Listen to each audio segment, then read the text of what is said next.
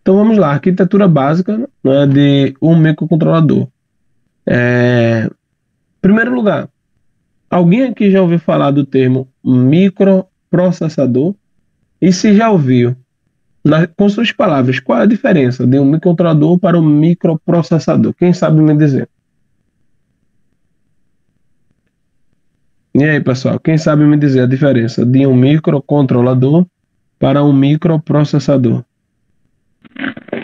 Professor, a diferença entre um microcontrolador para um microprocessador é que o controlador ele controla, né? E o processador ele processa dados. Não é isso? Se eu estiver errado.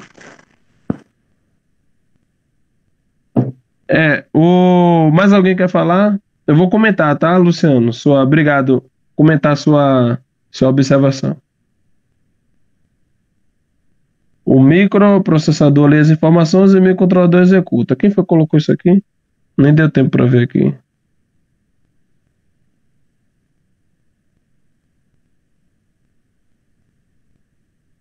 Não vai dar para ver, não. Beleza, então vamos lá. Qual a diferença? Eu vou falar agora. Microprocessador é um chip dedicado a realizar cálculos e tomadas de decisão. Geralmente tem um alto poder de processamento, porém não trabalha sozinho. Precisa de componentes externos, tais como memórias, interfaces e periféricos. Microcontrolador possui tudo em um único chip, menor poder de processamento. Então, basicamente aqui, deixa eu só resumir aqui a diferença. Um microprocessador, ele é um componente dedicado ao processamento, a realizar cálculos. Ambos, tanto o microprocessador quanto o microcontrolador, ambos, eles são máquinas computacionais, ou seja, ele executa cálculos, né? Ele computa dados, né? Por isso que a gente fala máquinas computacional, porque computa dados, calcula. Ambos fazem a mesma coisa, né? Calcula dados, processa dados. Sendo que a diferença é que o microprocessador ele só faz isso. O microprocessador ele só realiza cálculos e tomada de decisão. É a única coisa que ele faz. Já o microcontrolador, ele além de processar dados, ele tem memória, ele tem entradas digitais, ele tem periféricos, ele tem contadores, né? Ele tem vários componentes lógicos que o microprocessador não tem. De forma geral, é como se o microcontrolador ele consegue dar conta do recado sozinho. Já o microprocessador não. Entendeu? Agora, o microprocessador ele consegue, já que ele é um chip dedicado ao cálculo, ele consegue ter um maior processamento, tá? Então, ó, antes de mostrar a arquitetura básica do microcontrolador, vale também aqui falar um pouco trazer a comparação do mundo real para cá. Então, por exemplo, se você pegar deixa eu ver aqui um exemplo. Se você pegar uma hélice de um liquidificador, o que é a hélice? E eu quero que vocês me respondam, tá? Mesmo que seja muito básico. O que é que uma hélice de um liquidificador faz? E aí? E aí, pessoal, pode desativar o microfone e falar. O que é que uma hélice de um liquidificador faz? Liquidifica, tritura, beleza, tritura. Então, quando você coloca algum produto dentro de um liquidificador, ele vai triturar. Outro termo, um sinônimo, ele vai processar. Tanto é que essa linha é chamada de processadores. Então, se você colocar aí na internet processadores, pode vir liquidificador, pode vir vários eletrodomésticos que fazem o processamento, né? Ali de coisas. Então, a hélice, ela só faz processar. Ela não faz mais outra coisa. Então, o microprocessador é como se fosse apenas a hélice. Ele só processa. Ele só processa, né, e faz tomada de decisão. Mas nesse exemplo aqui, só para vocês entenderem, a hélice ela só faz processar. Já o microcontrolador, se eu fosse pegar um microcontrolador, seria... Vocês já viram aquela garrafinha bem pequenininha que tem uma hélicezinha dentro, que você já processa e já fica com o produto armazenado ali? Quem já viu? Ou seja, ele já faz tudo. Você já coloca, processa e já fica lá com o produto. Quem já viu isso aí? Vocês já viram?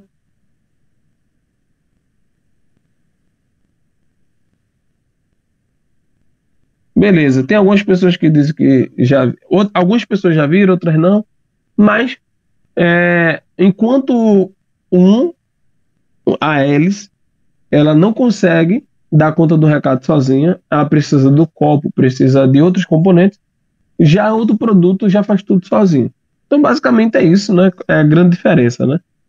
E mais para frente, né? Não sei se aqui, não lembro se no slide vai falar, mas eu vou falar em relação às aplicações do microprocessador e do microcontrolador, ou seja, quando é que você escolhe um microprocessador? Quando é que você escolhe um microcontrolador? Eu vou falar daqui a pouco. Mas eu vou mostrar aqui a arquitetura básica do microcontrolador. Na verdade, da maioria dos microcontroladores tem essa arquitetura aqui. Então você tem a CPU. A CPU é a unidade central de processamento, né? Então você tem aqui a unidade de processamento.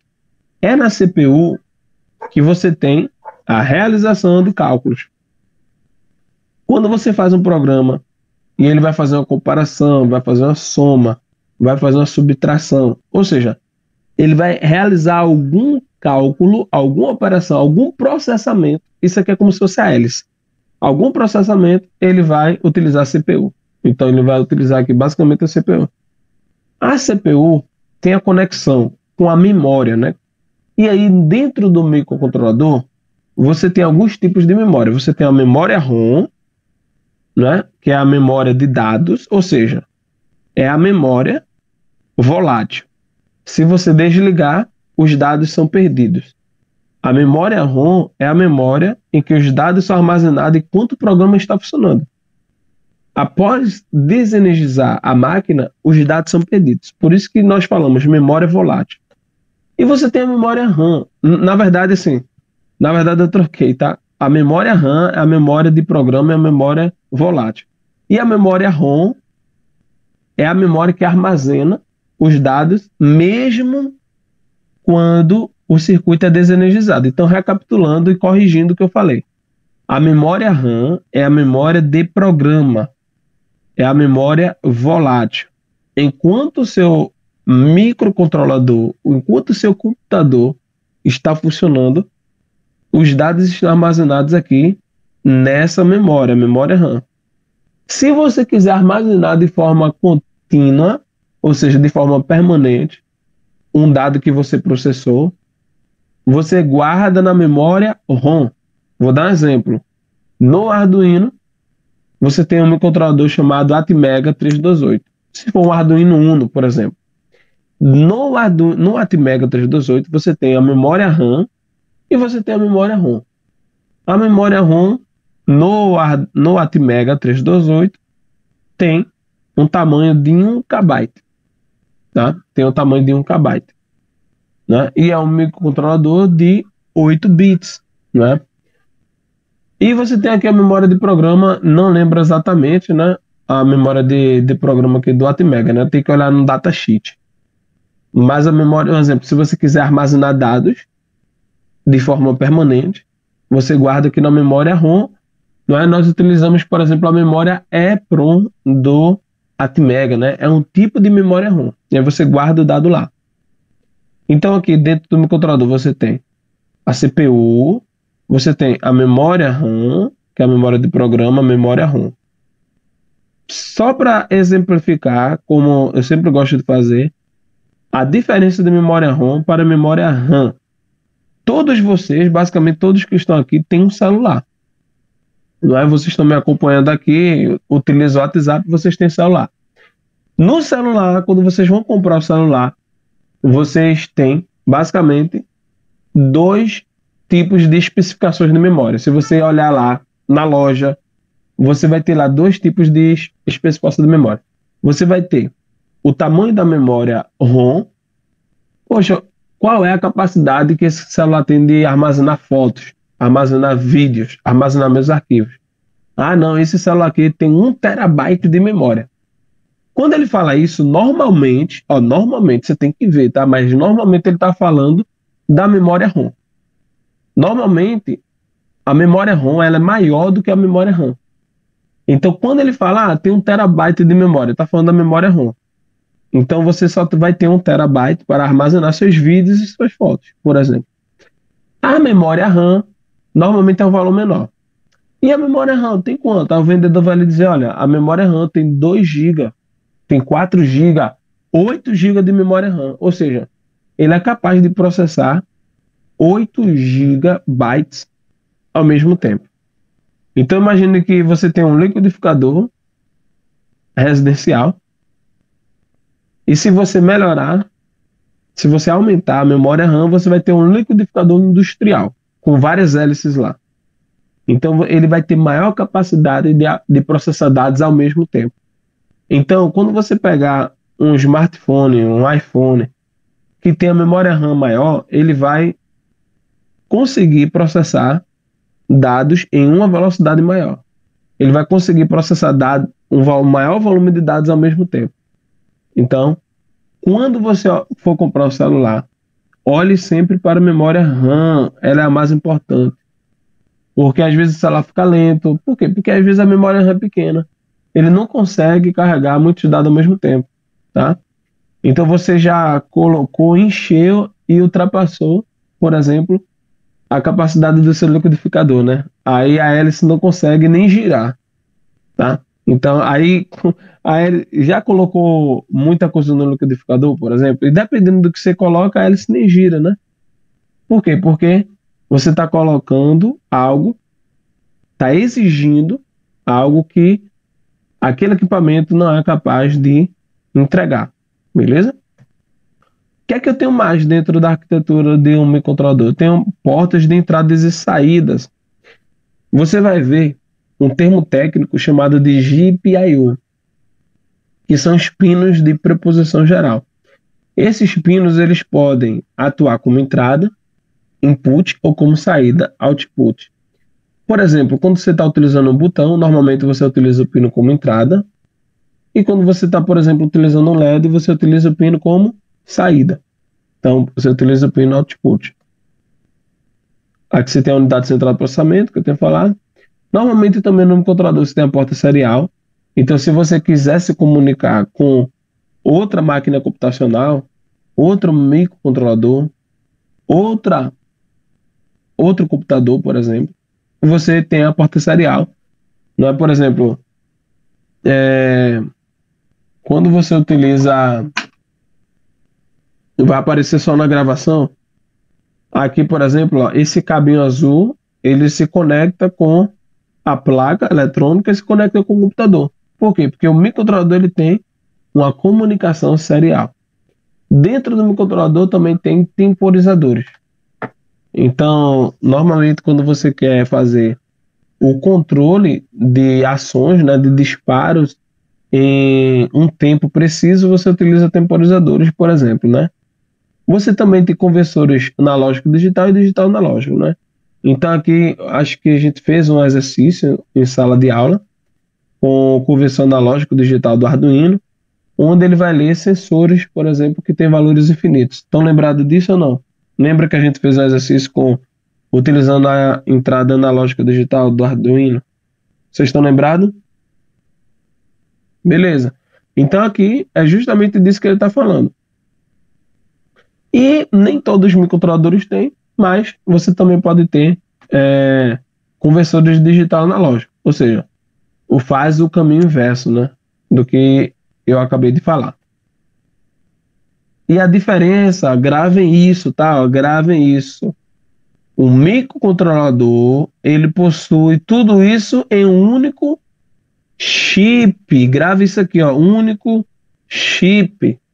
Por quê? Porque normalmente, por exemplo, se você pegar uma placa como a Raspberry Pi, ela tem tudo em uma placa. É diferente, tem tudo em uma placa. Já o microcontrolador tem tudo em um chip.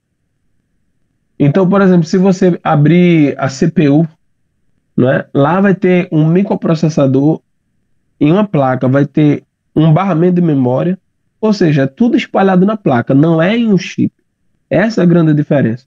O microcontrolador ele possui tudo que precisa em um único chip. É como se você pegasse esse chip e jogasse no meio do mato e ele vai funcionar, tá? Certo? Claro. Normalmente você vai precisar de dois capacitores, né? Por exemplo, Plot Mega, dois capacitores e um cristal, ele já funciona, né? Para ativar o clock dele. Mas ele não vai precisar mais de nenhum outro chip. Ele mesmo, ele sozinho, ele já dá conta, tá?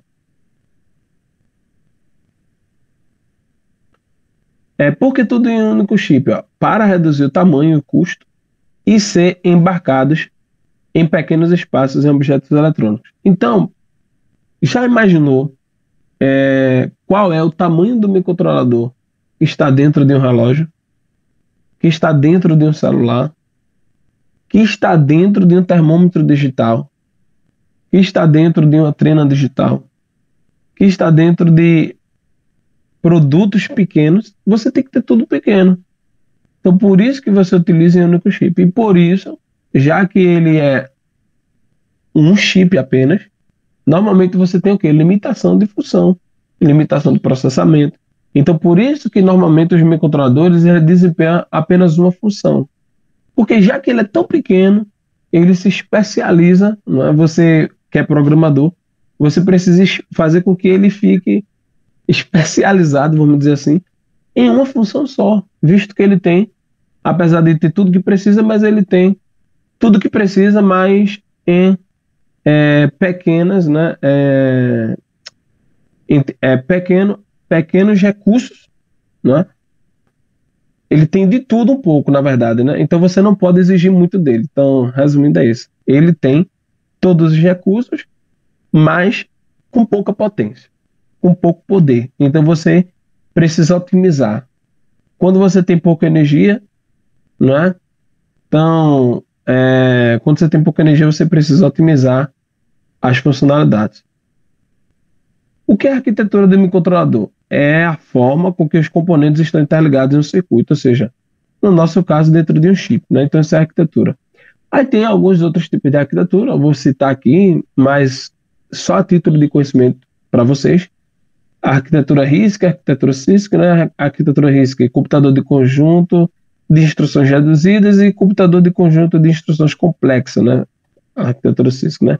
Então, se você, por exemplo, pegar um microcontrolador, ele é um computador de conjunto de instruções reduzida, porque ele é mais barato, ele é mais simples e rápido, né? Ele executa apenas uma função e pelo fato dele executar apenas uma função, ele se torna rápido. Mas não é porque ele tem um alto poder de processamento, é porque ele está executando apenas uma coisa só, tá? Agora, já o microprocessador, ele é mais caro, ele executa mais instruções, ele executa instruções complexas em um grande volume, e ele pode executar instruções fora de ordem, não é? Então, o microprocessador, ele é mais exigido, né?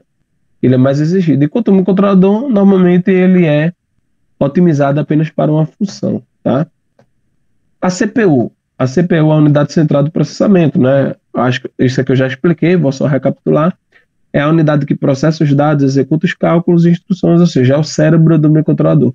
Então, para que o cálculo seja executado, para que o processamento seja executado, você precisa ter uma hélice, né?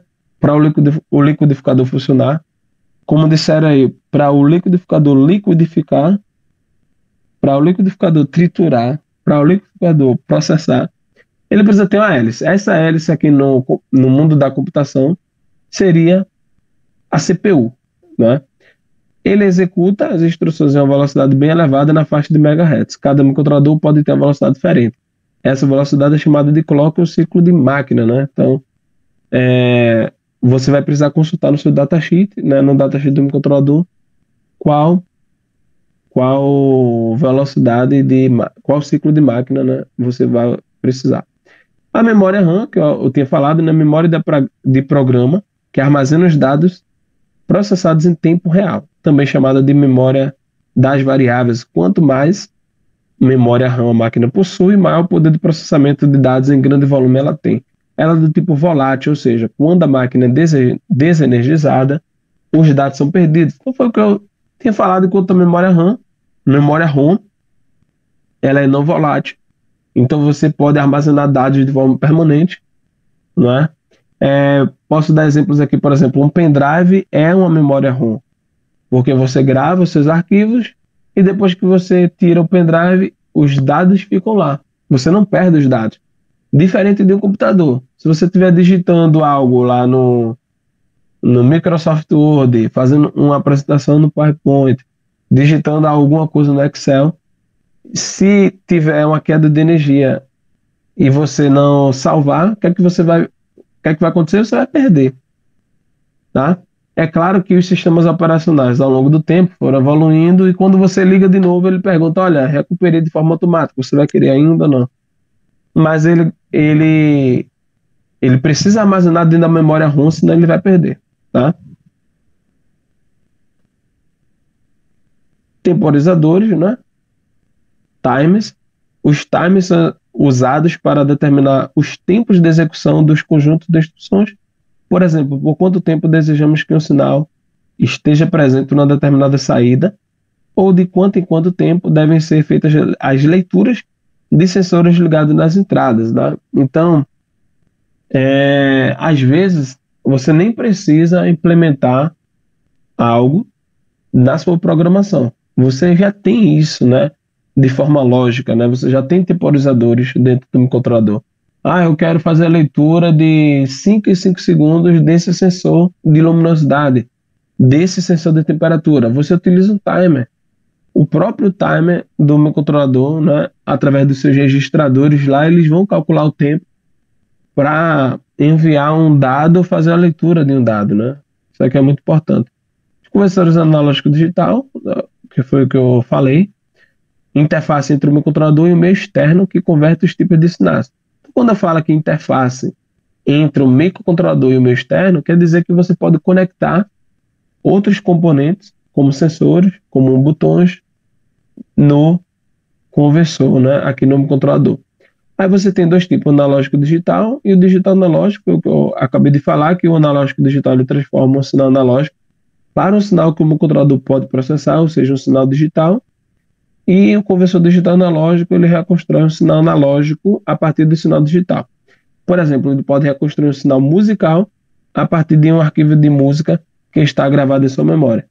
Então, por exemplo, esses dois tipos de conversores são bem interessantes porque eles estão presentes, por exemplo, no seu celular. Quando você fala, a sua fala é o quê? É uma onda sonora, é um sinal analógico. É captado pelo microfone do celular e aí o celular converte esse dado de analógico para digital. Por quê? Porque para entrar no celular tem que digitalizar. Ele é um equipamento digital, né? Então o som não fica gravado ali dentro, né? O que fica gravado são dados, sinais elétricos que correspondem aos dados digitais que quando forem reconstruídos vão reconstruir sua voz. E o celular também tem um conversor digital analógico. Por quê? Porque quando você reproduz a voz, na verdade ele está pegando todos os dados digitais que foi armazenados e está fazendo a reconstrução, tá? Então por isso assim que no telefone quando você fala e lá no telefone do receptor, né, da pessoa que você está conversando com a pessoa, ela vai ouvir você porque lá tem os dois conversores. Tem o analógico digital e o digital analógico. A porta serial serve para o microcontrolador se comunicar com o computador, ou até mesmo outros microcontroladores, ou componentes que possuem interfaces seriais, que eu já tinha falado também. o computador carrega o programa digitado no controlador pela porta serial. Então, ó, quando você está digitando o código na IDE, quando você aperta no botão de carregar, como é que o programa que você digitou, ele entra dentro do controlador? Pela porta serial. Ele vai entrar por alguma porta. E essa porta tem o nome, é a porta serial, tá? Portas de entrada e saída, né? Isso aqui foi o que eu tinha falado. Faz um interfaceamento do meu controlador com o mundo exterior. Então, basicamente é isso, tá? Alguém tem alguma dúvida?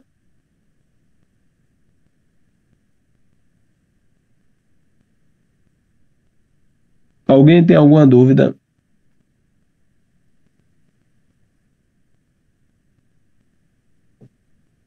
Alguém quer fazer alguma pergunta? Alguém tem alguma observação?